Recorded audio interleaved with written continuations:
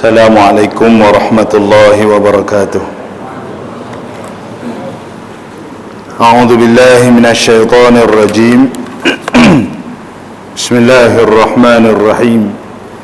Alhamdulillahi rabbil alamin. Wassalatu wassalamu ala asyrafil anbiya'i wal mursalin Sayyidina Muhammadin wa ala alihi wa sahbihi ajma'in. Rabbi syrah li sadri wa yassir li amri wahlul 'uqdatam min lisani yafqahu qawli. Subhanaka la ilma lana illa ma 'allamtana innaka antal alimul hakim.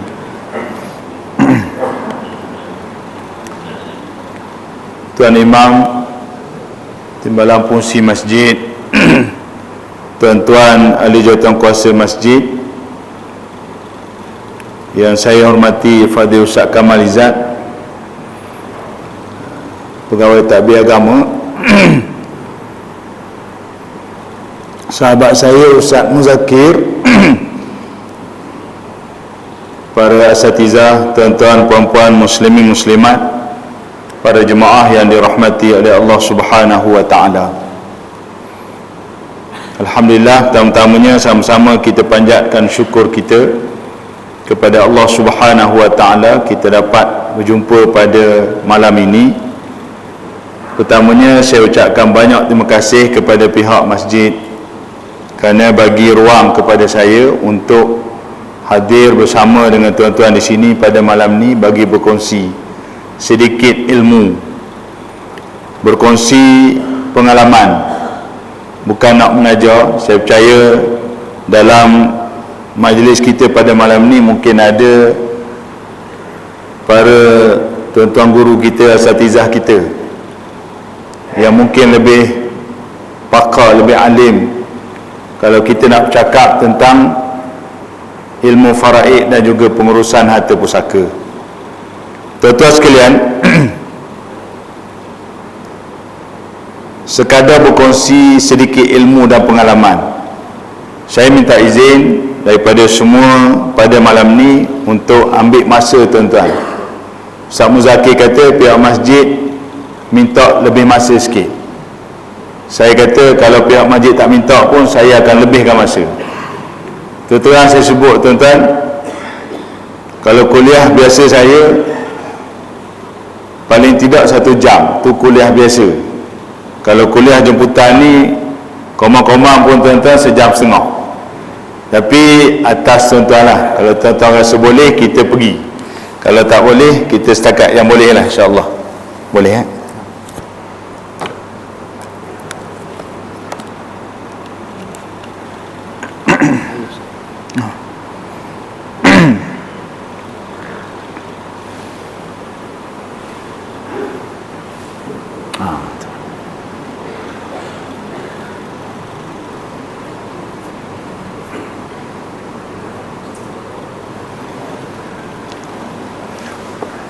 Baik, Alhamdulillah. Saya biasa pakai apa ni, slide ni tuan-tuan. Jadi bila tak ada slide ni saya rasa macam kekok untuk saya berkongsi. Jadi insyaAllah tuan-tuan boleh rujuk kepada apa yang saya bentang di hadapan tuan-tuan pada malam ni. Ni sebenarnya buku saya, buku nipis yang saya tulis. Buku ni ada bawa tapi terlupa bawa. Ada dengan Ustaz Muzakir tapi terlupa bawa. Jadi saya beritahu Ustaz tadi, kalau ada yang berhajat untuk memiliki buku ini sebagai panduan rujukan ringkas, boleh berusaha dengan Ustaz Muzakir selepas pada inilah. Tuan-tuan, bila bercakap tentang faraid, perkara pertama yang kita nak kena sama-sama pegang, sama-sama letak dalam minda kita, dalam pegangan kita dan prinsip kita sebagai orang Islam, faraid ini merupakan hukum Allah Subhanahu wa taala. Itu yang pertama. Bila sebut faraid ni hukum Allah, maka tak dapat tidak kita kena rujuk kepada apa yang disebut oleh Allah Subhanahu wa taala dalam Al-Quranul Karim dan apa yang ditinggalkan oleh baginda Nabi sallallahu alaihi wasallam. Maknanya tuan-tuan, tidak ada rujukan lain. Bila sebut je pasal hukum Allah, maka rujukan utama kita kepada Al-Quran dan juga hadis Nabi sallallahu alaihi wasallam. Muslimin muslimat sekalian, itu yang pertama.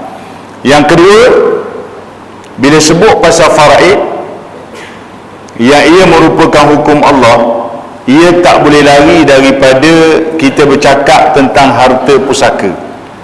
Dua kita sebut dua perkara yang memang berkait rapat antara satu sama lain. Sebut je faraid, mesti kait dengan harta pusaka. Sebut je harta pusaka, mesti kait dengan faraid. Dia tak boleh bergerak secara bersaingan, dia mesti bergerak sekali. Jadi malam ni tuan-tuan, saya akan terangkan juga, bila kita bercakap pasal faraid, kita kena sentuh tentang harta pusaka. Itu yang kedua. Yang ketiga tuan-tuan sekalian, bila kita sebut tentang faraid dan pusaka ataupun harta pusaka, kita kena bincang, kita kena sentuh tentang pengurusan. Kita kena sentuh tentang pengurusan harta pusaka. Saya percaya tuan-tuan, kita bercakap topik faraid pusaka ni di mana-mana sahaja tuan-tuan, di mana-mana saja kita bercakap, kita akan berdepan dengan banyak masalah harta pusaka yang tak diuruskan. Saya teringat, kalau tuan-tuan masih ingat, rasanya tahun lepas atau tahun ni ada khutbah Jumaat negeri Perak, tuan-tuan kalau siapa ingat yang bercakap tentang tu Ustaz Kamal, yang khutbah Jumaat yang bercerita tentang harta pusaka, dimasukkan dalam teks khutbah itu tentang wujudnya terlalu banyak harta pusaka yang tak diuruskan oleh waris. Kan? Saya lupa disebut dalam teks itu berapa banyak, tapi tuan-tuan, kenyataan yang keluar ni sangat banyak. Ada yang sebut sampai 90 bilion, 70 bilion, walaupun dia mungkin bukan satu fakta yang mungkin betul, tapi kita boleh anggap memang banyak tuan-tuan harta pusaka yang tak diuruskan oleh waris. Bercakap tentang harta pusaka yang tak diurus ni tuan-tuan sekalian, pengalaman saya lah, kalau saya boleh kongsi di mukaddimah saya pada malam ini, pengalaman saya paling lama saya jumpa kes pusaka ni, yang paling lama, walaupun bukan saya bantu, tapi ada sikit sebanyak kita bagi nasihat. Mati tahun 1920-an, mati tahun 1920-an, seorang suami meninggal dunia, meninggalkan 4 isteri, 10 orang anak. Masa dia meninggal tu, ni cerita tahun 20-an ni. Tetapi urusan harta pusaka tu ditangguh, wallahu a'lam atas sebab apa punya punca dan sebagainya kita tak tahu, tapi tertangguh urusan pusaka tu sehingga tahun lepas ada sebahagian waris datang jumpa saya minta nasihat. Dia kata, Ustaz, saya mati ni, dia mati, dia ada 4 isteri, dia ada 10 orang anak. Daripada 10 anak, dia meninggalkan dalam 30 lebih cucu. Daripada 30 lebih cucu, meninggalkan lebih kurang 500 orang cicit. Daripada cicit, meninggalkan 1000 lebih apa benda lepas cicit? Cuit. So keseluruhannya tuan-tuan sekalian, daripada kematian tahun 1920 ini, meninggalkan hampir 1800 orang kerabat. Saya tak kata waris. Kalau saya kata waris, kita boleh katakan 1800 orang tu layak, berhak. Saya kata kaum kerabat. Sebab apa? Sebab yang datang jumpa saya, dia datang tanya, Ustaz, boleh tak kami ambil duit ni? Harta banyak tuan-tuan, ratus juta. Itu yang peringkat awal. Ada lagi tu yang belum selesai, melibatkan tanah yang diambil oleh kerajaan dan sebagainya. Saya kata pandangan saya, kalau tanya saya tak setuju kalau kita katakan semua 1800 orang tu waris. Sebab kita kena jejak daripada tahun 1920. Semasa dia meninggal tu, tuan tanah ni meninggal, ada 4 isteri. Okey, 4 isteri layak. Berapa 4 isteri layak? 1/8 bagi 4. Muslimat bukan 1/8 seorang ada juga orang tanya, bukan 1/8 setiap orang. Tak, 1/8 bagi 4. Yang selebih tu pergi kepada anak-anak. Okey, itu tak apalah, lapis pertama. Tapi bila pergi ke lapis cucu, cicit, cuit, kita tak tahu tuan-tuan siapa yang mati dulu, siapa yang mati kemudian.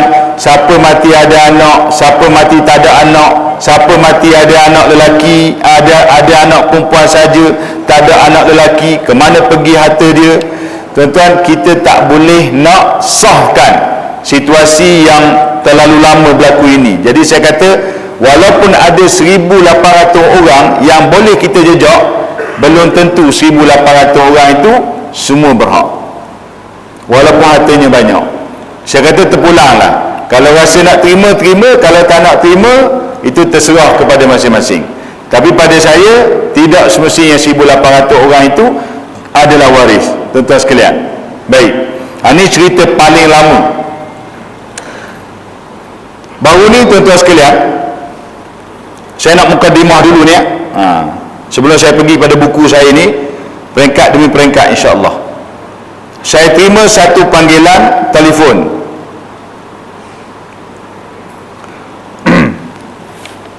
Nak cerita tuan-tuan, saya nak kaitkan dengan pengurusan. Betapa pentingnya kita faham tentang pengurusan harta. Sebab kita ada undang-undang, kita ada peraturan. Sebab tu saya bercakap pasal faraid, kita tak nak bercakap pasal teori semata-mata. Saya percaya ramai di kalangan sahabat-sahabat asatizah kita yang mampu bercerita tentang teori. Ustaz, suami mati, tinggal isteri, tinggal anak, lelaki 3, perempuan 2, ada ayah, ada mak, ada duit sekian-sekian, tolong bagi. Saya percaya masih ramai orang mampu untuk menjawab, untuk cerita tentang bahagian siap waris. Tapi tuan-tuan sekalian, kita nak pergi lebih ke depan, kita nak bercakap tentang teknikal pengurusan. Macam mana nak urus, sebab si mati ni dia bukan ada duit saja. Kita sebut tuan-tuan, harta pusaka ni, kalau duit paling mudah dibagi, betul tak? Duit paling mudah. Si mati tinggal duit RM10, isteri 1/8, RM1.25. Boleh bagi untuk isteri RM1.25, kan?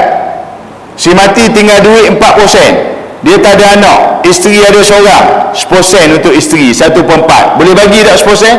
Boleh bagi. Nak cerita duit mudah dibagi. Tapi kita bercakap pasal harta ni bukan duit je tuan-tuan. Orang mati tinggal tanah, tinggal rumah, tinggal kenderaan, kan? Ada kereta, ada motor. Tanah ni pula kadang-kadang ada sekatan. Kalau peroka Felda mati, meninggalkan tanah Felda yang terikat, yang tersekat dengan akta JSA, yang FEKRA, yang RISDA.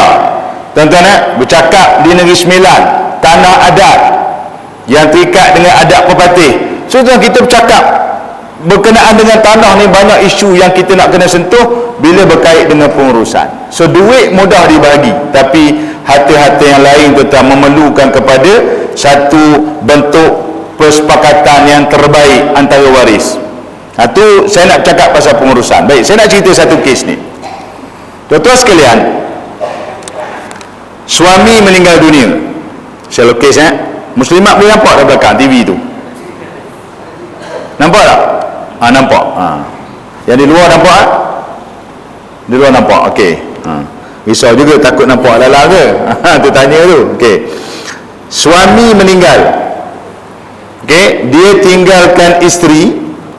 Ni bulat ni isteri dia. Saya lukis tuan-tuan. Boleh nampak carta dia. Dan dia meninggalkan anak perempuan sahaja, 5 orang. Tidak ada anak lelaki. Okey, suami ni ataupun ayah ni, mungkin dia pernah belajar faraid, dia dengar daripada siapa-siapa. Oleh kerana dia tidak ada anak lelaki, harta-harta yang dia ada, antaranya tanah dan seumpamanya, dia dah hibahkan semua kepada anak-anak dia masa dia hidup. Hibah ni masa dia bagilah. Dia bagi. Okey, saya tak nak sentuh pasal hibah tu lebih panjang. Cuma nak sebut dia dah settle masa dia hidup, dia dah bagi kepada semua anak perempuan 5 orang.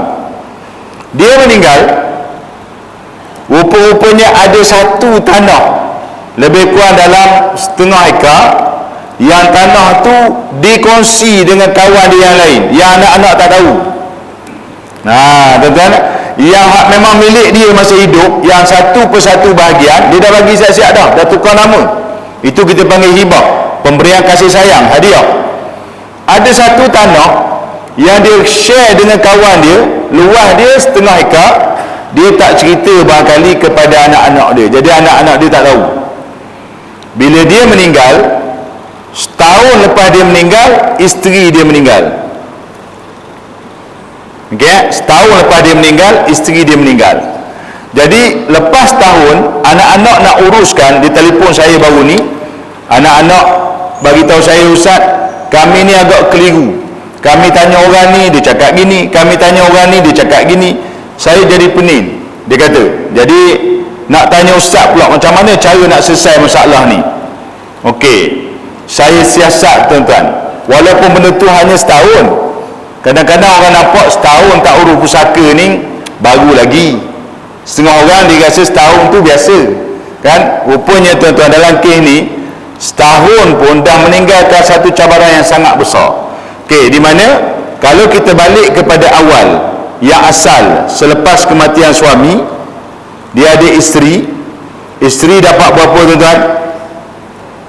Isteri dapat 1/8. Saya malam ni bukan nak datang mengajar sangat-sangat, tuan-tuan. Saya nak sentuh je berapa benda penting supaya kita terasa betapa pentingnya ilmu ni kita belajar. Walaupun para ulama kata belajar ilmu faraid ni fardu kifayah. Saya risau, tuan-tuan, bila sebut fardu kifayah, ramai orang lepas tangan. Oh, dia kata tak apa, fardu kifayah adalah tu orang belajar tu, kan? Yang orang lain pun kata gitu juga. Oh, fardu kifayah kita tak belajar, tak apa, ada orang belajar, lelah tak ada seorang belajar. Kita tak nak jadi macam tu. Walaupun fardu kifayah, tuan-tuan, tapi kalau kita tengok situasi hari ini, siap orang ada harta belaka. Yang datang malam ni siapa tak ada harta? Cuba angkat tangan. Kalau tak ada harta, saya nak suruh balik, tuan-tuan. Tak ada dengar lah faraid. Ada tak siapa tak ada harta? Alhamdulillah, maknanya hari ni ada harta belaka. Tak ramai mana lah di sini, ya. Maknanya kalau ikutnya di rumah tu ramai lagi tu. Dia orang mengaku tak ada harta, barangkali itu yang tak datang tu. Tuan-tuan, ramai orang kadang-kadang bila bercakap pasal faraid, dia duk guna alasan tak ada harta. Ni masalah. Nanti kita cerita sikit nak kait harta dengan faraid ni bagaimana. Tuan-tuan sekalian, isteri dapat 1/8. Kemudian anak perempuan ni 5 orang dapat 2/3. Ni semua ada dalil belaka. Isteri 1/8 surah An-Nisa ayat 12. Anak perempuan 2/3 surah An-Nisa ayat 11. Okey. Kalau contohlah kita ambil duit lah, contohnya nak bagi nampak jelas, katakanlah duit yang ada, tak payah cerita banyak, tuan-tuan. Kita ambil duit yang ada dalam poket suami masa dia meninggal, RM24. Sebab apa saya suka sebut RM24 ataupun nilai-nilai yang kecil? Bagi setengah orang, alah RM24 takkan pusaka juga, kan? Isteri tengok tak banyak mana, dia pun ambil ke dia. Jangan, tuan-tuan. Isteri ambil dalam keadaan waris lain tak tahu, hak faraid tak dibincang, tak ada pelepasan hak ataupun kita panggil takharuj, maka isteri ambil hak 1/8 tu halal, RM3. Yang baki RM21 tu dia ambil, hak waris lain hukumnya haram. Ni kita cerita RM24, hak lagi besar, lagi berat lah, tuan-tuan. Tapi nak sebutnya RM24 pun isteri RM3 1/8. Anak perempuan 2/3 RM16. So jumlah dia 19. Ada baki berapa lagi? Baki RM5. Baki RM5 ni, tuan-tuan sekalian, kena cari waris lain. Saya tanya, masa ayah meninggal tu, adik-beradik ayah ada lagi ke tidak? Dia kata ada lagi, ustaz, seorang perempuan adik ayah.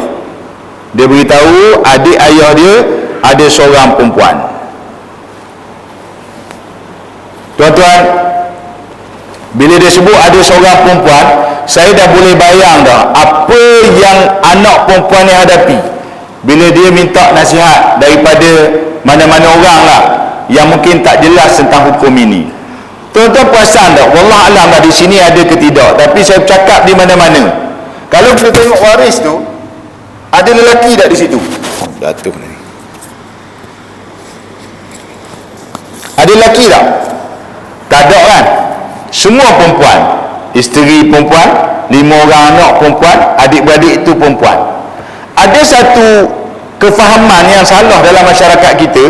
yang menyebut sekiranya waris itu tak ada lelaki, harta itu tak habis. Ni ada tuan-tuan, ada salah faham, pandangan yang tak betul, yang dipegang waris mesti ada lelaki. Kalau tak ada lelaki, harta tak habis. Bila tak habis, kena cari waris lelaki. Yang tu bila dia tengok adik-beradik perempuan, dia tak kira lagi, dia tak tahu pun kaedah hukumnya bagaimana. Dia kata tak ada lelaki, kena cari waris lelaki. Cari siapa dia? Dia suruh cari anak saudara lelaki kalau ada, kalau tak ada suruh cari pak saudara, kalau tak ada cari yang lagi jauh. Last sekali dia kata kalau tak ada, Baitul Mal. Tuan-tuan tengok dalam kes ni, pergi tak ke Baitul Mal, dia takkan pergi ke Baitul Mal walaupun tidak ada waris lain. Sebab apa? Sebab adik-beradik perempuan ni dia terima baki yang RM5 tadi tu seluruhnya. Dalam ilmu faraid bahagian dia ini dipanggil asabah ma'al ghairi, tu nama dia. Tuan-tuan tulis lah, hak mana yang bawa pen tulis kan, boleh catat, pegang sungguh-sungguh tuan-tuan. Saya bantu satu kes di Selama Belah Kedah. Tengok dia juga Selama kan, hak ni Selama Belah Kedah. Ini cerita betul tuan-tuan. Arwah ayah dia ni, dia dah meninggal 10 tahun lebih. Sebelum saya nak sambung hak ni, saya nak cerita lain pula kan, cerita dalam cerita. Tak apa malam ni tuan-tuan, kita banyak cerita, tak apa. Dalam cerita tu ada ilmu yang kita nak sampaikan. Si mati ni seorang suami, dia tinggalkan anak perempuan seorang. Isteri dia dah meninggal dulu, so tak ada kena-mengena lah, isteri tu dah meninggal dulu. Jadi anak perempuan seorang ni, dalam ayat 11 surah An-Nisa menyebut kalau seorang dia dapat 1/2. Tadi 5 orang ni dalam kategori ramai ni bermula daripada 2. So anak perempuan 2, 3, 4, 5 dan ke atas 2/3. Okey Kalau seorang 1/2. Jelas dalam ayat 11 Allah Ta'ala sebut surah An-Nisa. Okey, saya tanya dia, ayah meninggal, harta ada tanah 3 geran tanah, anak perempuan dapat 1/2. Saya tanya waris ayah yang lain ada ke tidak? Dia kata, Ustaz, ada seorang kakak perempuan lah, ada kakak seorang. Berapa lama dah ayah meninggal? Dah lebih 10 tahun. Saya tanya dia, pasal apa tak uruskan pusaka? Uruslah, boleh selesai cepat. Berkemungkinan makcik tu, mak saudara tu, ataupun adik ayah tu, kakak ayah tu, mungkin kalau dia ada kasih sayang, dia sanggup melepaskan hak dia kepada awak. Awak ni anak perempuan seorang. Kalau mak saudara tu lepas, alhamdulillah lah rezeki. 3 geran tanah mak dapat ke kita. Dia jawab apa? Dia kata, masalahnya dalam keluarga kami ni duk suruh cari waris lain, sebab dia kata harta ni tak habis. Tuan bayang kan, ada suara-suara yang bagi nasihat yang salah. Saya kalau jenis macam ni, saya tak panggil penasihat, saya panggil penasihat. Tuan-tuan, ni penasihat dalam masyarakat kita yang bagi nasihat yang salah. Dia kata apa? Oleh kerana dua-dua tu perempuan, kena cari waris lelaki. Saya kata dah, kalau kena cari, kenapa sampai 10 tahun tangguh? Tapi yang sebenarnya tuan-tuan, tak payah cari waris lain, sebab anak perempuan dapat 1/2. Kakak ni, adik-beradik si mati, yang si ibu sebapa ni dapat asabah ma'al ghairi. So banyak mana dia dapat? Bila sebut asabah, dia dapat baki 1/2. So selesai harta si mati dengan 2 orang ni. Dia tak payah cari orang lain tuan-tuan. Tangguh sampai 10 tahun lebih, suruh cari waris lain. Saya kata cabaran dia besar. Mak saudara ni, masa kami bincang tuan-tuan, saya bantu, walaupun dia duduk di Selangor, saya masa tu di Berua Pahang kan? Kita bantu juga secara online. Saya kata, makcik nak dah bahagian makcik 1/2. Dia kata, tak nak Ustaz, saya tak nak bahagian saya. Kalau tanah tu 3 ekar, saya kasih setengah hak mak saudara tu, hak adik-beradik ayah tu, dia tak nak, dia bagi semua kepada anak perempuan. Rezeki dah tu tuan-tuan. Dalam faraid dia panggil takharus. Dia dah tahu hak dia, tapi dia tak nak kasih sayang dia kepada anak saudara, dia nak lepaskan hak, dia boleh bagi pada anak saudara. Saya kata, inilah rezeki awak. Tapi kalau awak tangguh urusan pusaka ni bertahun-tahun lagi, sampai masa mak saudara tu meninggal, agak-agak anak dia boleh lepas tak? Payah tuan-tuan, betul tak? Ha? Situ kepentingan kita uruskan pusaka ni dengan segera. Jangan tangguh tuan-tuan. Tapi nak sebut ni, tuan-tuan boleh dapat ni asabah ma'al ghairi. Okey, kita patah balik pada cerita tadi.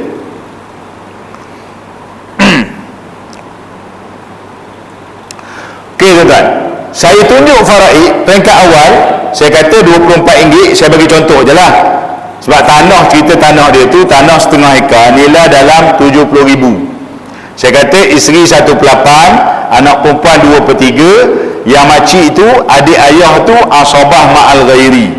Masalah besar sekarang ni, yang ni pun dah meninggal setahun lepas ayah, yang ni pun meninggal juga setahun lepas ayah. Sebab tangguh tu tak? Pertama yang jadi tangguh sebab kami tak tahu yang ayah tu ada tanah lain. Ingatkan dah selesai. Jadi sebab tu tangguh.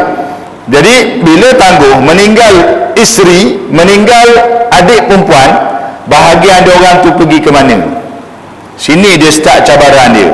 Saya siasat, saya tanya, saya kata okey, yang isteri ni, yang mak ni, bahagian dia 1/8 ni tuan-tuan, 1/8. Kalau duit RM3, RM24 ni ada RM3, akan pergi ke anak perempuan dia 2/3, RM2.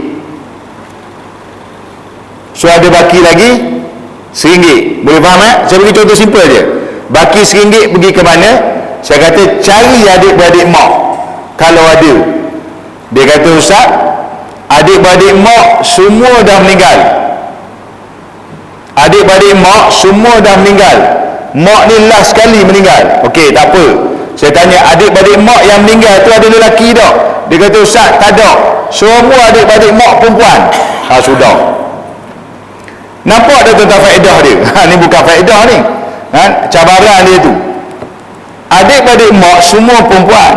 Jadi bila perempuan, kita nak cari anak saudara, kita kena cari anak saudara lelaki daripada adik-beradik lelaki. Nak selesai RM1 je.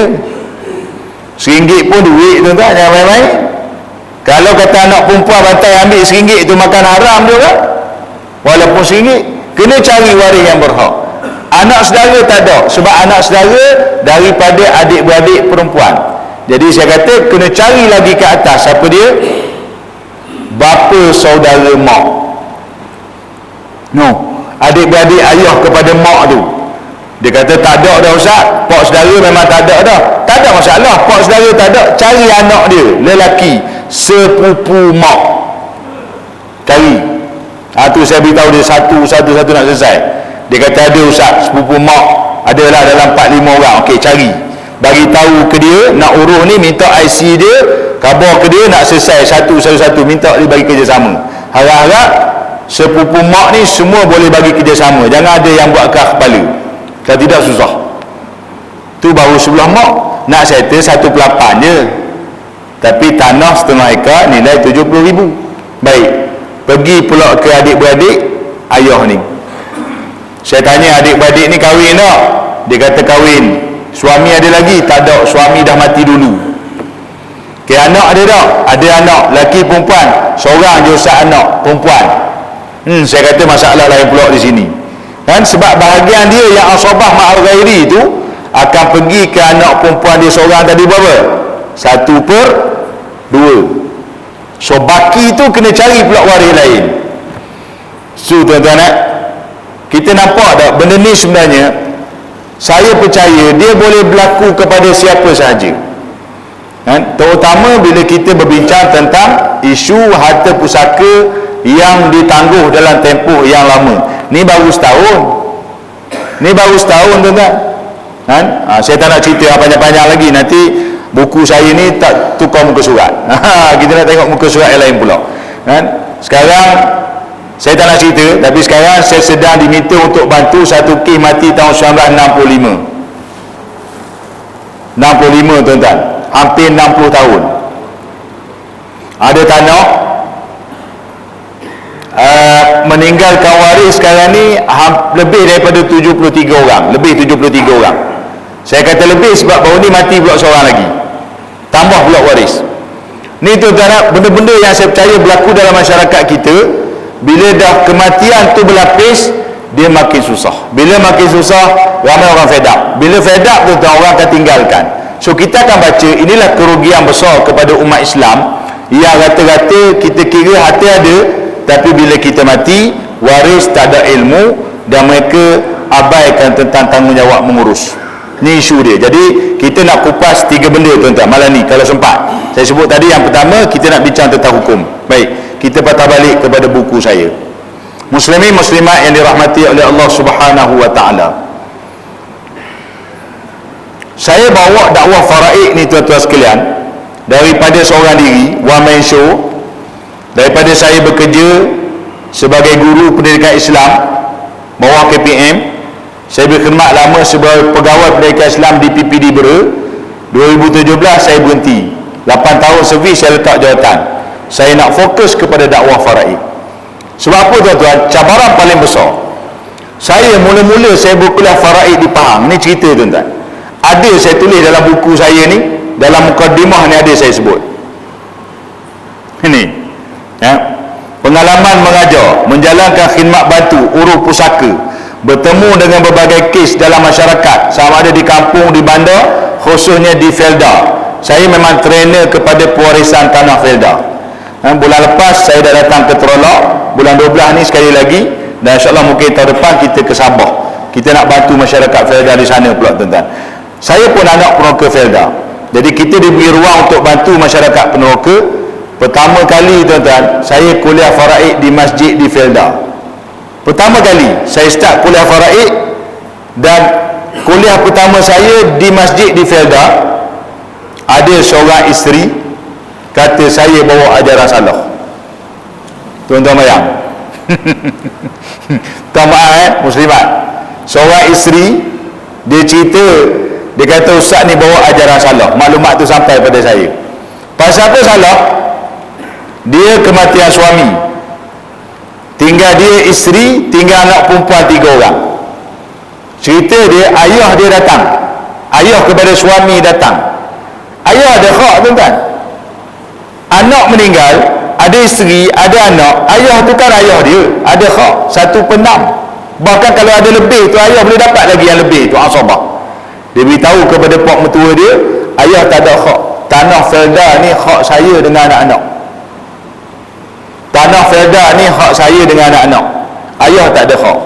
Rupa-rupanya tuan-tuan, bila kita mendalami dalam kes Felda, 317 tanah Felda seluruh negara, memang betul ada pegangan sebahagian daripada isteri peneroka yang beranggapan bila suami dia mati, tanah Felda tu hak dia, tidak ada hak orang lain. So satu kenyataan yang salah yang perlu kita perbetulkan tuan-tuan. Itu kalau kita bercakap dalam konteks Felda. Saya berdepan dengan isu-isu begini, saya kata tak boleh. Saya kena letakkan satu matlamat untuk saya fokus kepada dakwah faraid. Itulah tuan-tuan saya. Mana Ustaz? Oh azan, lupa.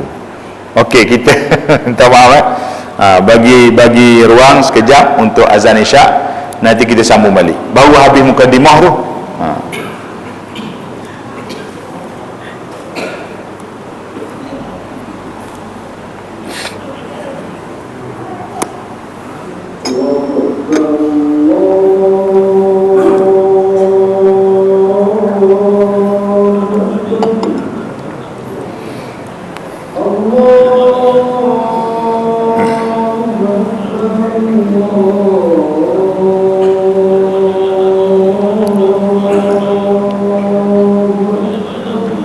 Allah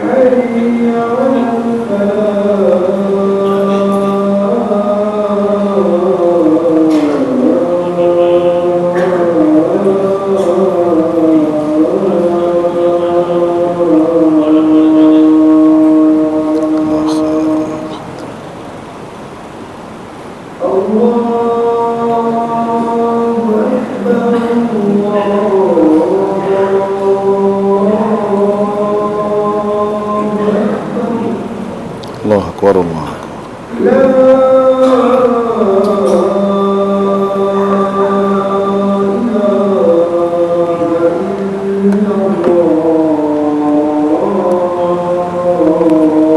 La ilaha illallah Muhammadur Rasulullah.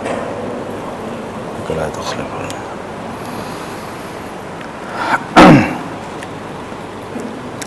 Baik, 2017 saya berhenti. So sekarang saya fokus kepada dakwah faraid. Alhamdulillah, kita bentuk satu pertubuhan yang saya namakan Pertubuhan Doa Faraid Malaysia. Saya ada lebih kurang dalam hampir 50 orang ahli seluruh negara. Jadi sekarang ni kita bergerak secara atas nama pertubuhan. Di Perak ni kita ada 3 orang. Kita ada seorang, Ustaz Muzakir sendiri di sini. Saya datang malam ni tuan-tuan, saya nak jual dia je sebenarnya. Saya bukan nak jual diri saya tuan-tuan. Saya jauh dari Terengganu 7 jam nak sampai ke sini, tapi kita datang sekali. Saya nak lepas ni faraid rujuklah pada Ustaz Muzakir. Okey, kita ada di Ipoh 2 orang. Itu saja tenaga yang kita ada di Perak. Saya percaya tuan-tuan, ruang-ruang dakwah faraid ni sangat luas. Tuan-tuan sekalian, saya nak bawa tuan-tuan, yang pertama saya nak sebut tadi tentang faraid adalah hukum Allah Subhanahu wa taala. So kita tengok ke sini. Bila sebut pasal hukum Allah, kita ada 2 benda. Kewajipan belajar dan beramal. Okey, kewajipan belajar dan beramal. Hukum belajar ilmu faraid. Kita bukalah dalam kitab-kitab fiqh, dibincang oleh para ulama, belajar ilmu faraid ni fardu kifayah. Fardu kifayah. So masuk fardu kifayah ni macam kita sembahyang berjemaah, macam pengurusan jenazah. Maknanya kalau fardu kifayah ni tidak dilaksanakan di satu-satu qaryah ataupun satu-satu kawasan, so maknanya semua jatuh berdosa. Jadi nak tanya tuan-tuan, masjid tuan-tuan ni setakat ni kuliah faraid dah berapa kali? Sekali pun tak ada lagi. Maknanya fardu kifayah pun tak terlaksana lagi sini ni. Berat ni kalau ikutnya.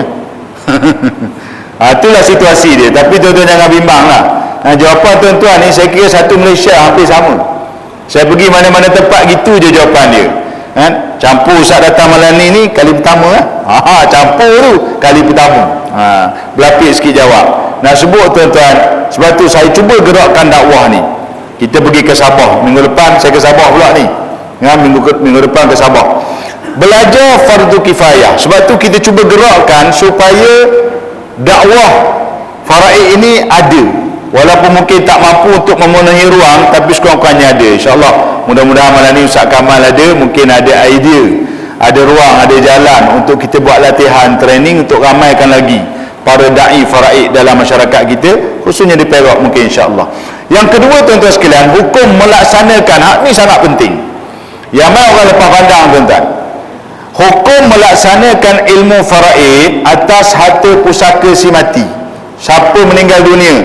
Ayah meninggal, mak meninggal, suami, isteri, anak-anak, siapa-siapa saja yang meninggal, tuan-tuan, pasti mereka ada harta. Pasti mereka ada harta.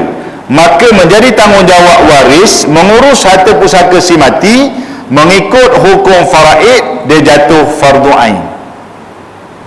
Sebab apa saya kata fardu ain, tuan-tuan? Ramai orang tanya soalan dia macam ni. Dia kata, Ustaz, ayah saya meninggal, ada rumah, kami beri rumah tu ke mak, Ustaz, kami tak ikut faraid pun.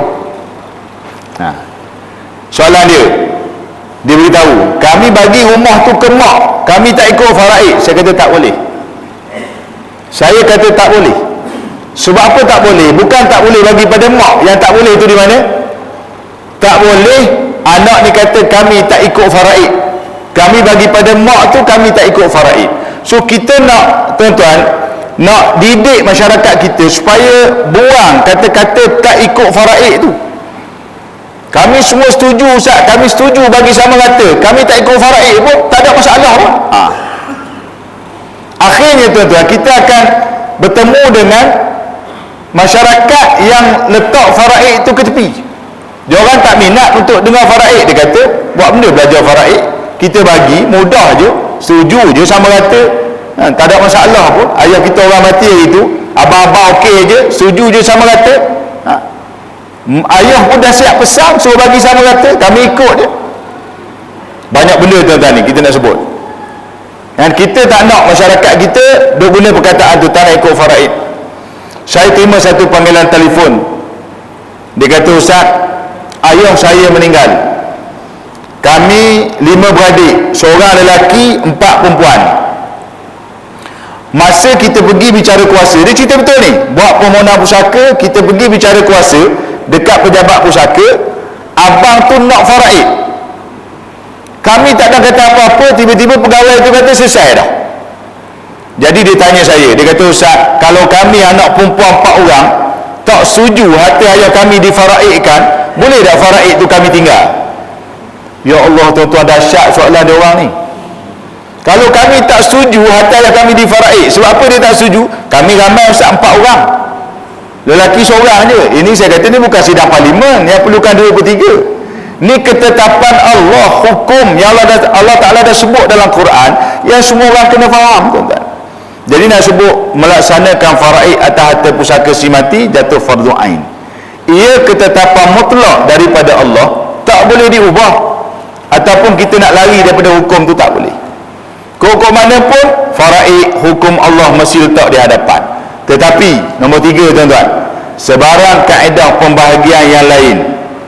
Ni kita nak masuk ni, kita nak lembutkan sikit. Tadi orang perempuan mungkin, oh payah lagi tu, Ustaz, kita jaga ayah, kita jaga mak, kan, abang tak kisah pun. Tiba-tiba bila mak meninggal, ayah meninggal, abang terima 2 bahagian, kami nak sama rata, kan. Tapi dah ikut hukum faraid, abang 2 bahagian, macam mana, kan? Okey, tuan-tuan sekalian, hukum asal memang lelaki 2, perempuan 1. Itu Allah Ta'ala sebut dalam Al-Quran.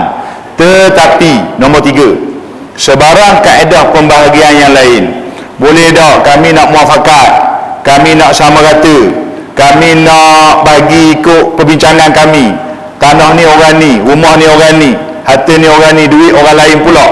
Boleh, tuan-tuan. Jawapannya boleh, tetapi mesti tertakluk kepada konsep takharus. Itu ada situ, biar kita faham betul-betul. So nombor 4, apa maksud takharus? Pegang, tuan-tuan, kalimah takharus ini, apa maksud dia? Saya percaya dalam mana-mana pengurusan harta pusaka, ramai orang bertakharus, tapi dia tak faham konsep sebenar mengikut hukum. Dia takharus ikut adat, dia takharus ikut budaya, dia takharus ikut wasiat ayah mak, sebab ayah mak suruh bagi sama rata, dia pun takharus. Dia tak nampak takharus sebenar dari segi hukumnya macam mana. Okey, kita tengok nombor 4. Takharus bermaksud menarik diri daripada menerima hak faraid. Boleh kita nak tarik diri. Ayah kita meninggal, mak ada lagi, bahagian mak isteri 1/8 daripada semua harta ayah. Yang lebih untuk anak-anak, anak lelaki 2 bahagian, anak perempuan satu bahagian, bincang dan nampak bahagian masing-masing. Mak nampak dah 1/8 apa dia dapat. Anak lelaki yang 2 bahagian banyak mana dia dapat. Anak perempuan 1 bahagian banyak mana dia dapat.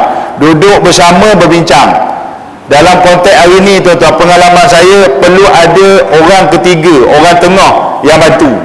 Itu antara pengalaman kita tuan-tuan. Kebanyakan waris kalau nak bincang sendiri kadang-kadang payah. Bab masing-masing ni dia ada persepsi belaka. Ya? Orang ni kata gini, orang ni kata gini.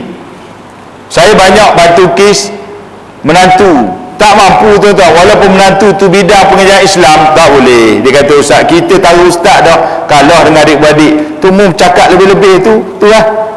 Dia lebih ke bini dia tu lah, kadang-kadang dia bagi gitu tuan-tuan. Kan tak mampu. Jadi kalau boleh kita cari orang tengah yang boleh bagi nasihat. Kan? Kalau boleh ada dalam masyarakat kita orang-orang yang boleh bantu ni sangat cantik tuan-tuan.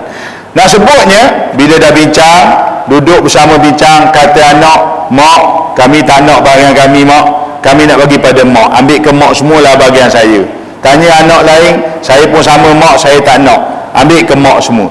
Sampai pada seorang anak, mak minta maaf mak, abang kakak bagi pada mak, saya rasa saya tak nak bagi bahagian saya ke mak, saya nak sebab saya perlu. Mak boleh tak marah anak tadi? Tak boleh. Jangan mak pula kata kau, adik-adik lain kata kau tu anak derhaka. Derhaka tu ke kawan tu. Kan? Derhaka semata-mata kerana dia menuntut hak dia yang Allah Ta'ala sebut dalam Quran. Adakah derhaka tu kan? Mana ada derhaka? Tapi masyarakat kita nilai macam tu. Orang lain semua dah bagi pada mak, kau seorang tak bagi, kau anak derhaka. Jebantai kawan tak anak derhaka. Tak boleh. Bagi kita bercakap pasal hukum. Tapi kalau semua anak bersetuju bagi pada mak, okey, tak ada masalah. Tuan-tuan, ini takharus. So muafakat, bagi sepenuh hak, muafakat, nak bagi sama rata, nak bagi tanah ni adik ni ambil, tanah ni orang ni ambil, tak ada masalah. Tuan-tuan, saya cerita satu kes, ya. Kadang-kadang tuan-tuan, faraid ni bila melibatkan harta, kita kebanyakan waris, tak kira siapalah tuan-tuan, dia kadang-kadang dia orang berdepan dengan isu-isu yang melibatkan sentimen. Saya dijemput oleh beberapa orang anak si mati. Si mati ni seorang suami, dia ada sebuah rumah banglo, dia ada tanah yang banyak di Terengganu. Saya datang jumpa anak dia, ada lelaki perempuan dah 5 orang. Lama dah cerita ni, tapi saya tak pasti selesai ke tidak. Saya datang, saya tanya, mak mana? Mak ada ustaz dalam bilik, tapi mak tak nak keluar ustaz. Saya kata tak apalah, kita bincang anak-anak. Minta maaf mak, saya nak cerita ni. Cerita ni memang kena pada mak lah. Okey, mak tak nak keluar. Okey, saya kata tak apa, kita bincang dengan anak. Bincang, saya bentang pasal faraid, mak sekian. Dan akhirnya bincang dengan anak-anak, anak-anak buat keputusan takharus. Comel lah tuan-tuan, bagus. Okey ustaz, rumah ayah yang ayah duduk dengan mak ni, rumah banglo 2 tingkat, kami semua anak-anak setuju bagi pada mak. Bagi pada mak. Cukup dah mak dapat rumah tu? Cukup dah tu patutnya kan? Sebab rumah tu nilainya besar, dengan tanah dengan rumah lagi besar nilai dia. Nak banding dengan bahagian mak 1/8 tu lebih, terlalu banyak.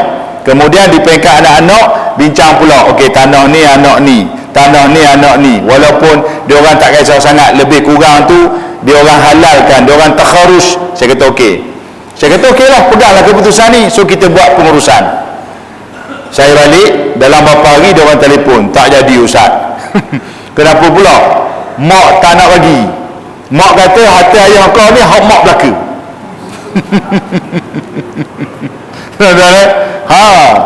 Sebab tu mak tak nak keluar waktu kita datang.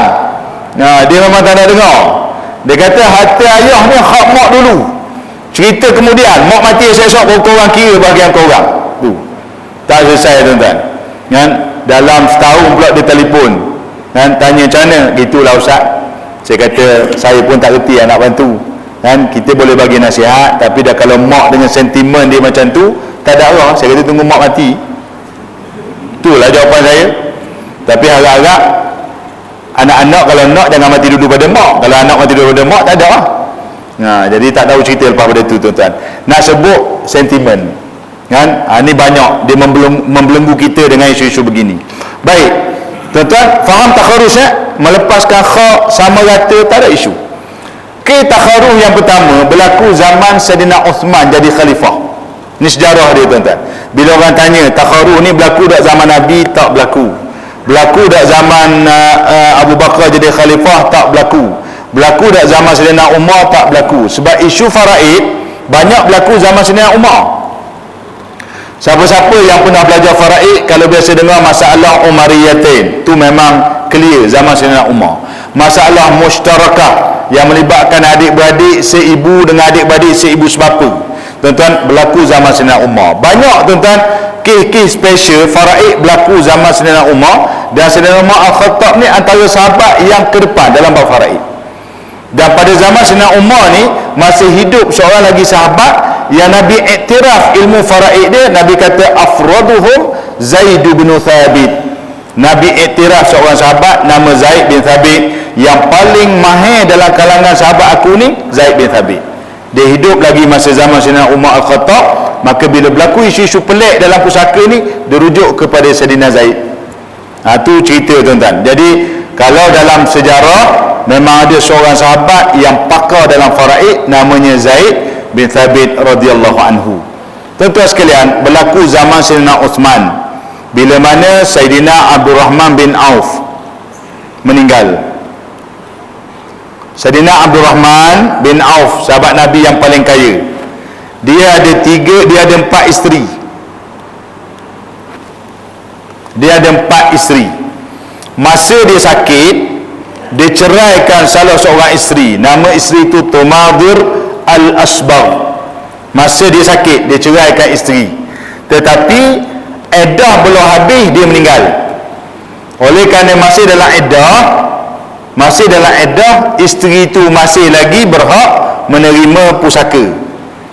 Jangan pula hak 3 tu kau kena cerai dah, tak ada bahagian, jangan kan. Dia masih lagi berhak sebab dia meninggal, Abdul Rahman meninggal masih dalam iddah perceraian. Jadi Tumadir itu berhak.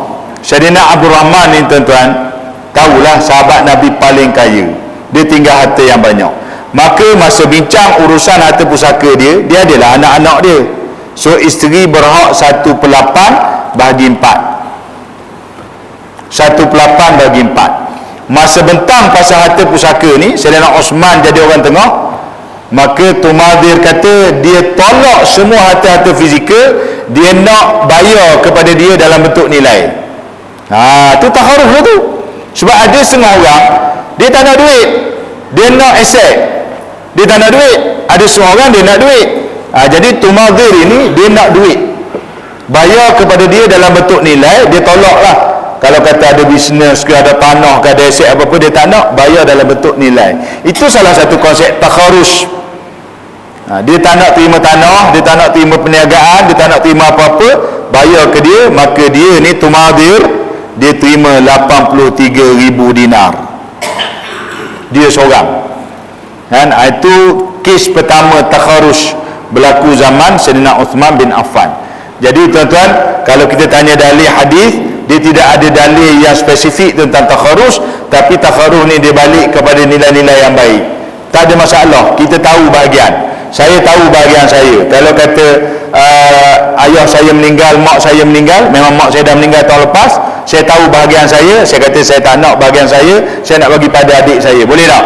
Boleh. Syaratnya tahu bahagian dulu. Tahu bahagian itulah fardu ain. Tu tuan-tuan duduknya fardu ain. Maka nak sebut sini faraid, pembahagian harta pusaka, walaupun hukumnya fardu ain, dia bukan wajib terima, dia wajib tahu. Wajib tahu hak, wajib tahu kadar, lepas tu buatlah keputusan. Nak tolak, nak terima, nak bagi ke orang lain, bahagian kita nak hantar ke masjid, terpulang. Sebab itu dah hak kita, tak ada isu. Faham itu makna takharus. Baik, itu dari segi hukum kita nak bincang. Cuma tuan-tuan, yang kelima, bila sebut pasal takharus ni dia sah dengan 2 syarat. Yang pertama, waris semua sekali wajib tahu dulu hak dan kadar faraid masing-masing. Sebab tu kena bentang, kena tunjuk, kena cerita, kena ada orang yang boleh jadi tempat rujuk untuk kita bertanya bahagian masing-masing tu macam mana. Yang kedua, waris yang nak lepaskan hak ni mesti baligh dan berakal. So saya nak sebut, berhati-hatilah kalau melibatkan waris bawah umur, anak yatim. Allah Ta'ala sebut dalam Al-Quran, tuan-tuan, penekanan betapa jangan makan harta anak yatim dalam ayat yang ke-10 surah An-Nisa. Allah kata apa? Innal ladzina ya'kuluna amwalal yatama zulman innama ya'kuluna fi butunihim nara wa sayaslawna sa'ira. Sesungguhnya orang yang makan harta anak yatim secara zalim, sebenarnya mereka tu menelan api dalam perut. Tuan-tuan boleh bayang kalau telan api macam mana? Kena api pun sakit dah, bayang kalau telan. Cuma kita tak rasa betul panas telan tu. Tapi perumpamaan yang Allah buat tu ujian kepada kita, supaya kita jaga-jaga. Dan balasan lagi besar, mereka akan masuk ke dalam api neraka yang menyala-nyala. Ayat 10 surah An-Nisa. Sebelum Allah cerita kadar faraid waris, Allah beritahu dulu pada kita tentang ancaman makan harta anak yatim. Sebab tu kalau kita bercakap isu makan harta anak yatim ni, kita jangan nampak yang makan harta anak yatim ni dalam ahli keluarga je. Suami meninggal, ada isteri, ada anak yatim, mak tak boleh ambil bahagian anak yatim, ayah tak boleh ambil bahagian anak yatim, abang kakak tak boleh ambil. Dia orang bertindak sebagai pemegang amanah. Pemegang amanah kena jaga betul-betul. Tapi Allah sebut dalam ayat ni ancaman besar, tuan-tuan, bila libatkan makan harta anak yatim. Yang kita bimbang, minta maaf tuan-tuan nak sebut, kadang-kadang makan harta anak yatim dia melibatkan juga masyarakat tanpa kita sedar. Perasan tak di mana, tuan-tuan? Makan harta anak yatim kadang-kadang tanpa sedar melibatkan masyarakat. Bila? Kenduri arwah. Kena sebut, tuan-tuan, biar sama-sama faham. Kenduri arwah, biasa orang pakai duit mana buat kenduri arwah? Orang pakai buat kenduri arwah tu, buat makan tu, buat tahlil, kemudian buat makan. Biasa orang pakai harta mana untuk buat makan tu? Berjaga-jaga kalau libatkan harta pusaka. Situ poin dia, tuan-tuan. Kalau harta bukan pusaka, tak ada isu. Harta anak bagi, duit khairat, duit sumbangan, itu bukan pusaka, tak tertakluk dengan faraid. Duit yang orang ziarah kematian, orang kata nak buat apa-apa buatlah, dia tidak tertakluk dengan hukum faraid. Tapi kalau kita ambil harta pusaka, ada isi kata, ustaz kita tak guna duit arwah, apa tu?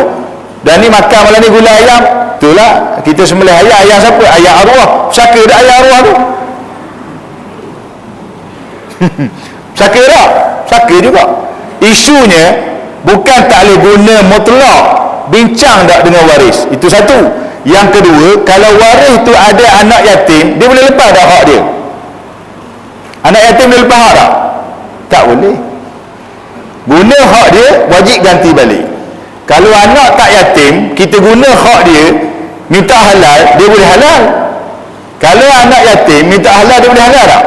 Dia tak boleh halal, wajib ganti. Ini isu dia. Kadang-kadang tuan-tuan masyarakat, sebab tu tarbiyah, didikan, nasihat tu kena bagi tahu. Ya, kena bagi tahu supaya kita selamat semua sekali. Baik, tuan-tuan sekalian, itu cerita hukum. Yang kedua, saya sebut tadi berkait dengan harta. Bila sebut pasal faraid, dia tak boleh lari pada harta. Baik, kita cerita sikit pasal harta pusaka. Kadang-kadang dalam ilmu pengurusan harta pusaka ni, tuan-tuan, sekarang dia ada sistem baru namanya MyLand. Pukul 9 Muti boleh? Boleh tak? 15 minit lebih kurang boleh? Boleh, tuan-tuan. Okey, saya kena laju sikit. Sekarang dia ada satu sistem baru namanya MyLand, permohonan pusaka. Sebelum ni dia nama MyETAP. Sebelum MyETAP dia guna manual, pakai isi borang. Sekarang tak ada isi borang secara fizikal, semua dalam sistem. Tuan-tuan, semua dalam sistem. Key in data sistem, kan? Semua dokumen kita kena scan PDF, upload dalam sistem. Borang permohonan tu print, pergi sign sumpah, PDF balik, upload dalam sistem. Dia tak ada dah kelek borang pergi hantar dekat pejabat pusaka, tak ada dah yang tu. Zaman sekarang dah tak ada, tuan-tuan. Zaman lebih canggih, semua pakai komputer. Cabaran besar. Okey, tapi tak apalah, kita follow lah setakat yang ada untuk kita selesaikan benda-benda macam ni. Tetapi nak sebut, dalam permohonan pusaka, biasa apa yang orang bawa masuk? Kalau dia ada tanah, gerah tanah. Kalau dia ada rumah, gerah sekali lah, tapak rumah tu. Kalau dia ada kereta, gerah kereta. Motor, gerah motor. Kalau dia ada akaun bank, mesti ada penyata bank. Tuan-tuan, itulah dokumen-dokumen yang melibatkan harta yang kita mohon. Tapi apakah itu saja harta pusaka? Bukan. Allah Ta'ala sebut dalam surah An-Nisa. Ni ayat 7. Firman Allah Ta'ala, A'udzu billahi minasyaitonir rajim. Lirrijali nasibun mimma tarakal walidani wal aqrabun walin nisa'i nasibun mimma tarakal walidani wal aqrabun mimma qalla minhu aw kathur nasiban mafruḍa. Saya nak ambil kat tengah-tengah tu yang Allah Ta'ala sebut mimma qalla minhu aw kathur, sama ada sedikit atau banyak daripada harta peninggalan. Tuan-tuan, ramai orang salah anggap. Ada orang tanya saya, Ustaz, baju tu takkan harta juga? Saya kata baju peninggalan si mati adalah harta pusaka. Tuan-tuan, sabar je, sabar dulu. Nanti kita besar jawab. Okey. Baju tu dia tanya saya, adakah harta pusaka? Sebab ada, tuan-tuan, ada seorang orang tanya dia. Dia kata, Ustaz, kalau suami saya ni mati, baju dia tu banyak, kami nak buat macam mana? Oh, dia kata baju ni tak ada masalah. Kan? Bagus baju ni kita sedekah. Ni tuan-tuan, bahaya. Sedekah baju peninggalan si mati tanpa merujuk kepada hukum faraid, betul tak? Salah. Sebab baju tu ada hak waris. Hak anak dia, hak isteri dia, hak ayah mak dia. Dia ada orangnya yang berhak atas pakaian tersebut. Sebab pakaian tu harta si mati. Jadi jangan ada yang jawab lebih kurang, kata baju ni kita sedekah. Nak lagi bagus, sedekah lah ke orang baik, sedekah ke ustaz, ustaz tu pakai boleh pahala. Tuan-tuan, dia tak sedar yang buat kerja tu dia pergi ambil baju, dalam baju tu ada hak waris-waris lain. Waris tak setuju, tuan-tuan, macam mana? Tak boleh. Tu kita kena teliti benda-benda begitu. Sebab tu bila Allah Ta'ala sebut mimma qalla minhu aw kathur, sama ada sedikit ataupun banyak, maka ta'rif harta pusaka ni apa dia, tuan-tuan sekalian? Kita tengok sikit sini. Harta pusaka ini iaitu, sekejap, tak jumpa cari dah buku. Okey. Iaitu segala aset atau barang bernilai milik si mati masa hidup. Bukan tanah saja, bukan rumah, bukan kenderaan, bukan duit simpanan, segala benda yang kita ada masa kita hidup, kalau kita mati, oleh kerana benda tu hak kita, dia jatuh pusaka. Tuan-tuan, saya sebut di sini, ia merangkumi semua harta alih dan tidak alih, sama ada banyak atau sedikit, termasuklah sekecil-kecil harta pada pandangan biasa kita, seperti baju. Tuan-tuan jangan main-main. Kita sebut baju ni kadang-kadang orang nampak kecil, pakaian-pakaian barang milik kita nampak kecil. Saya diminta bagi nasihat seorang jutawan meninggal. Saya rasa bukan jutawan, lebih pada itulah, kan? Dia bentang pada saya pakaian dia, beg tangan dia, semua barang benda dia. Beg tangan saja satu beg sampai harga 30-40 ribu, kan? Hatu kita nak kata barang biasa tu. Kalau beg tangan kat rumah tu, hatu boleh tahan lah. Anak kata lah beg tangan je pun. Nah, kalau hak 30-40 ribu tu, dengan baju tudung dia pun saja tu tak beribu harga, macam mana tu? Ni kita nak kata ni. Jadi jangan nampak benda yang orang kata bila bernilai baru kita nak kira pusaka. Tak. Pada pandangan biasa kita nampak, Allah lekeh sangat. Tak, tuan-tuan. Baju, selipar, kopiah. Kita cakap kopiah, tuan-tuan. Ni kopiah yang kita pakai ni. Surat khabar lama, tuan-tuan. Ada nilai tak? Ada nilai tak surat khabar lama? Ada lah, orang beli, orang jual balik bungkus nasi lemak lah apa semua. Semua nasi lemak sekarang ni orang dah pakai kertas lain tak. Maknanya benda tu dipakai, so ada nilai.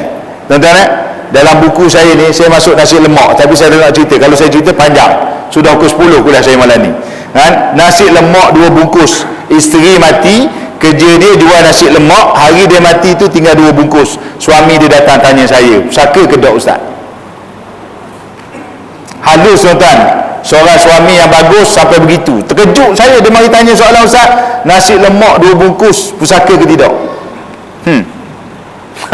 Saya tanya dia, elok dah lagi nasi lemak tu? Elok Ustaz, saya makan semua, habis 2 bungkus. Kita cek waris. Awak suami, isteri ada anak tak? Tak ada anak. Awak berhak makan sebukuh je. Sebukuh awak makan tu haram tu hak waris lain, kena tanya. Saya tanyalah, Ustaz, betul lah, tapi saya nak tahu Ustaz. Memang hukum tuan-tuan, sehingga kan duit shilling 5 sen pun pusaka. Saya bila saya sebut duit shilling 5 sen pusaka, orang tanya, Ustaz, dah kalau duit shilling 5 sen pusaka, nak bagi macam mana? Sebab apa orang tanya macam tu? Sebab bila bercakap pasal faraid, mindset kita ni tuan-tuan, orang nampak bagi. Faraid, pusaka, bagi tuan-tuan. Orang nampak yang tu. Saya kata faraid bukan bagi. Faraid ni dia bahagian. Kita wajib tahu hak kita, wajib tahu bahagian kita. Nak bagi tak nak bagi, terserah kepada kita buat keputusan. Tak semestinya bagi.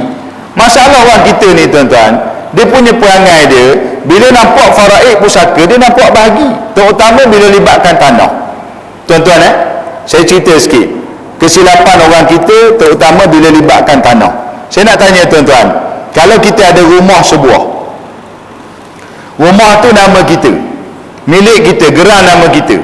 Kita ada anak katakanlah 10 orang. Sampai masa kita mati, tuan-tuan rasa logik tak, praktikal tak, rumah kita yang sebuah tu anak kita 10 orang kongsi? Logik tak? 10 orang anak kita nak kongsi rumah kita sebuah tu. Sampai bila dia orang nak kongsi? Masa bujang anak-anak duduk ramai-ramai 10 orang, lepas tu kahwin, dah kahwin bawa masuk anak-anak mai duduk situ. Tak ada dia tuan-tuan, dia praktikal memang tak praktikal. Sebab tu roh ilmu ni kita kena didik, kena tarbiyah anak-anak ni, sama ada dengan nilai kasih sayang, ataupun mungkin ada anak beli bayar, ataupun beli dengan harga yang boleh dibawa bincang adik-beradik dan sebagainya, terpulang. Tapi kena ada. Saya bantu satu kes tanah tuan-tuan, tanah cantik tepi jalan di Terengganu. Lama dah cerita ni, sampai sekarang ada lagi yang belum settle. Dalam geran ni ada 10 nama, 1 sampai 10. Tuan-tuan agak tanah ni luas mana? Suku ekar.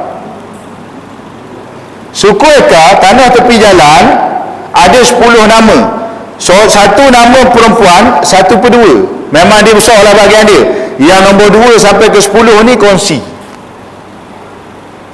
Paling kecil, masa saya bantu ni, paling kecil bahagian dia 2/40. Pecahan dia 2/40 tuan-tuan. Keluasan dia, masa saya kira yang 2/40 ni 20 meter persegi. Bahagian yang ada. Saya cek tanah ni, daripada 10 nama 8 mati. Saya pergi pejabat tanah, kita semak balik, rupanya keluar dalam cara rasmi yang 8 mati itu 4 si mati waris dia dah uruskan. Jumlah nama dalam geran yang terkini 40 nama. 40 nama tuan-tuan. Tanah suku ekar 40 nama. Daripada 40 nama ni, bahagian paling kecil, seingat saya 15/23,400. Paling kecil 15/23,400. Daripada mana angka ni datang? Faraid lah. Dia pecah. Tapi itulah, tuan-tuan bayang berapa luas dia? 1.8 meter persegi. Luas mana agak-agak? Lebih kurang kain plekat yang kita pakai itu. Lebih kurang lah. Saya rasa kain plekat yang kita pakai itu, kalau kita hampur atas lantai, kita baring kepala atas lantai, kaki atas lantai, maknanya tanah ni kubur dia sendiri pun tak lepas. Tapi dia terima, ada nama dia dalam geran tuan-tuan. Ni budaya salah masyarakat kita memahami faraid. Tuan-tuan, faraid tak ajar begini. Kita nampak budaya masyarakat kita, ada tanah masuk nama. Akhir tanah tu dibiarkan, tak boleh buat apa-apa. Kena ada hak cerdik, dia bangunkan tanah tu, dia manfaat ke dia. Dia tak sedar, dia bangunkan cara salah. Tapi inilah benda yang berlaku dalam masyarakat kita. Kefahaman faraid itu, dia tak nampak sebenarnya apa itu faraid. Jadi tuan-tuan sekalian, kita nak sebut, harta bukan semesti dibagi. Tetapi nak sebut harta milik kita, bila kita mati semua jadi pusaka. Cuma bagaimana cara waris berbincang, duduk bersama, bincang satu, pakaian ni begini kan, kenderaan ni begini, barang kemas ni begini, kitab-kitab begini, buku-buku begini, alat tulis begini, dan seterusnya. Baik, muslimat sekalian, yang terakhir yang saya sebut tadi berkaitan dengan pengurusan. So pengurusan tuan, kita ada sistem. Okey, saya nak pergi ke muka surat sekejap last.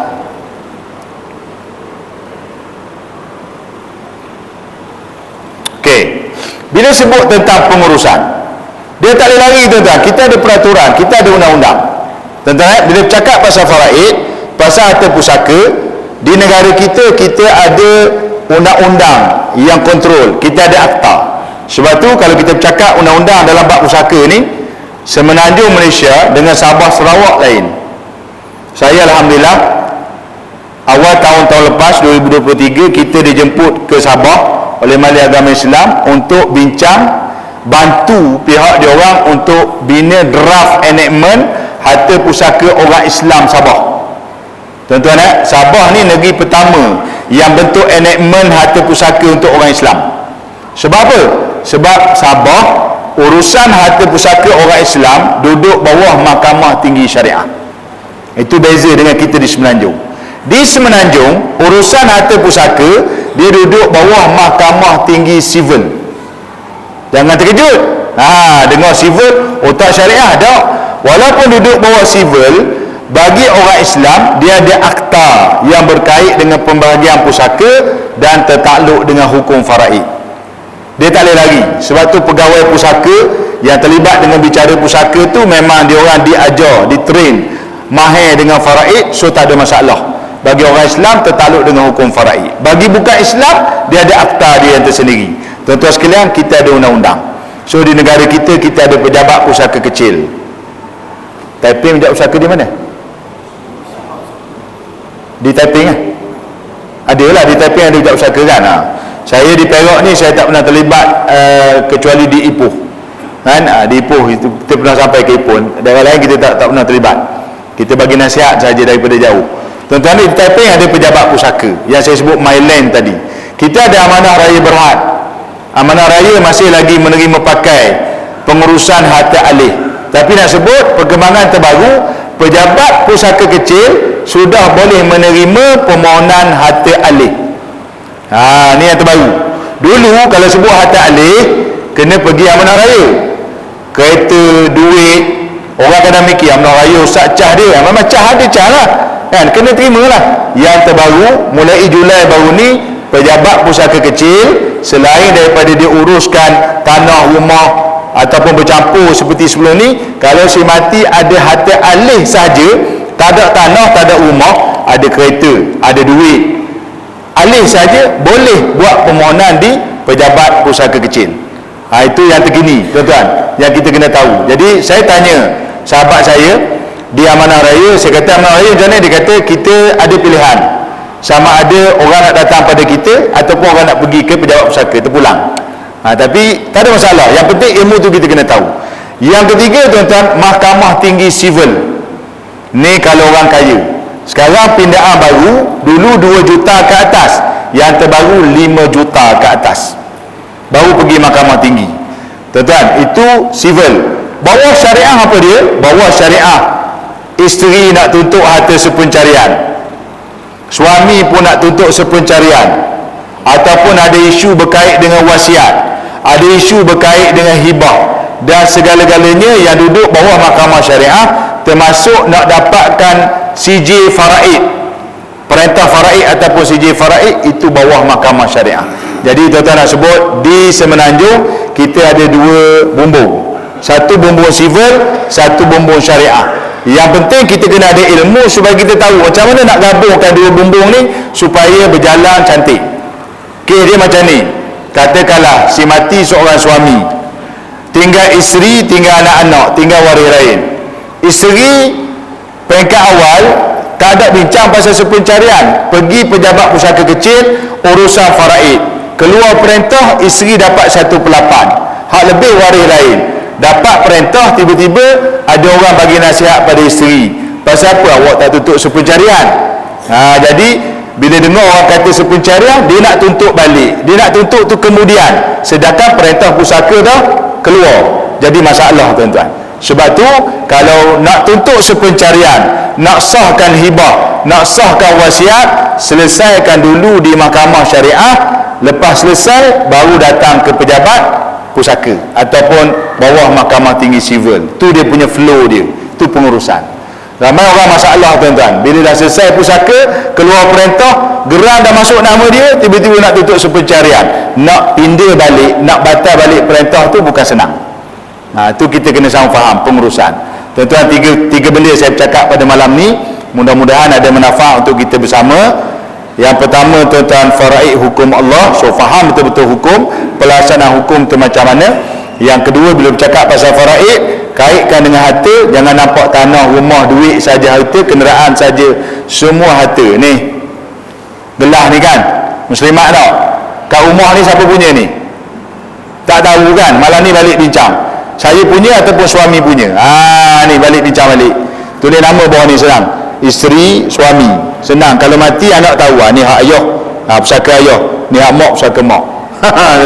Balik bincang ni pusaka ni, kalau meninggal tuan dia ni masjid. Okey tuan-tuan. Yang ketiga, pengurusan.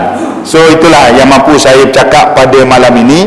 Tuan-tuan sekalian, saya datang penutup lah. Saya rasa tak buka soalan lah Ustaz.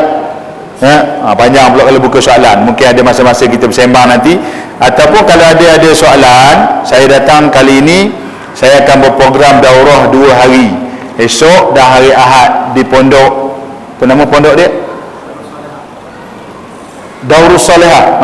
Pondok, kita pun lupa, Pondok Daurus Salihah di Cakap Jiring tak? Terung Cakap Jiring. Astagfirullah. Okey, di Cakap Jiring. Tak ada taruh lagi, baru sampai pukul 6 tadi. Okey, di Cakap Jiring selama 2 hari, esok dan juga hari Ahad separuh hari, esok sampai petang. So kita bukalah ruang-ruang kepada mana-mana yang berminat untuk belajar lebih mendalam, nak bersoal jawab, nak berbincang, setakat yang mampu, insya-Allah kita jumpa esok. So segala urusan lanjut boleh jumpa dengan Ustaz Muzakir lah untuk urusan daurah besok. Jadi malam ni kita tak buka soal jawab. Untuk akhir tuan-tuan, saya nak perkenalkan satu lagi, ni satu benda tapi saya tak nak tunjuk sekarang. Siapa yang berminat nak tengok lepas pada solat isyak, mungkin ada masa sikit. Ini kita keluarkan di bawah pertubuhan, kami panggil Easy Faraid. Ini sebenarnya lebih kepada inovasi bagi orang yang nak belajar, nak selesaikan masalah faraid, nak bagi harta. Kadang-kadang kita nak ingat teori payah, dia mati, isteri dapat berapa, anak berapa, mak berapa, ayah berapa, tak ingat. Ni antara panduan yang mungkin boleh membantu. Jadi kalau ada siapa berminat nak tengok lepas solat isyak nanti, saya akan buat demo sikit lah tentang Easy Faraid ni untuk kita sama-sama tengok, insya-Allah. Okay, ini yang kita keluarkan lah atas nama Pertubuhan Doa Faraid Malaysia. Sekadar tu lah tuan-tuan, minta maaf banyak-banyak ambil masa yang agak panjang. Sebab tuan-tuan kata bagi lajak, saya lajak semua lah ni. Okey, mudah-mudahan semua dapat apa yang saya nak sampaikan malam ni, sama-sama kita manfaatkan dengan sebaiknya dan sampaikanlah kepada wali-wali kita dengan sebaiknya, insya-Allah. Banyak lagi dalam faraid ni, tapi setakat tu dulu untuk malam ni. Selebihnya dengan Ustaz Muzakir, Ustaz Muzakir, insya-Allah. Okey, wallahu a'lam. Qul qawli hadza astaghfirullahal azim li wa lakum. Wassalamualaikum warahmatullahi wabarakatuh.